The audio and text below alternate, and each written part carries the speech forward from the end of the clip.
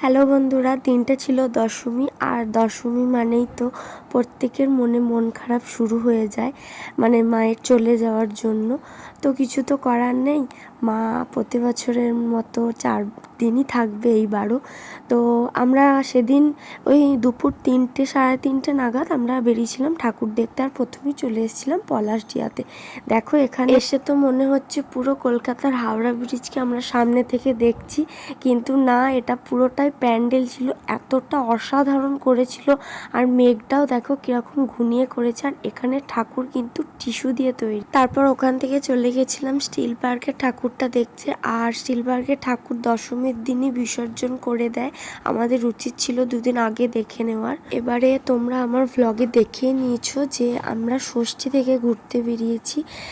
এবারে আমরা প্রচুর পরিমাণে ঘুরেছি। অন্যান্যবার সোসাইটিতে একটু টাইম দিতে হয়, কারণ ঠাকুরের জোগাড় টোগাড়গুলো তো করতে হয়। তো সেই জন্যই, আর এবারে তো সেটা করতে পারবো না, ওই জন্যই আমরা প্রচুর পরিমাণে ঘুরেছি। ও যাই হোক, তারপর ওখান থেকে চলে এসেছিলাম চতুরঙ্গতে। তো চতুরঙ্গ ঠাকুরটা দেখার পর আমরা চলে গেছিলাম মার্কনিতে। আর মার্কনিতে যেহেতু একটু সন্ধ্যে সন্ধ্যা হয়ে যাচ্ছিল, প্রচুর ভিড় হচ্ছিল। তো এবছরের মতো এখানেই দুর্গাপুজোর প্যান্ডেল হপিং শেষ হলো। তো আজকের ব্লগটা এতটুকুই, দেখা হচ্ছে নেক্সট একটা ব্লগে। বাই।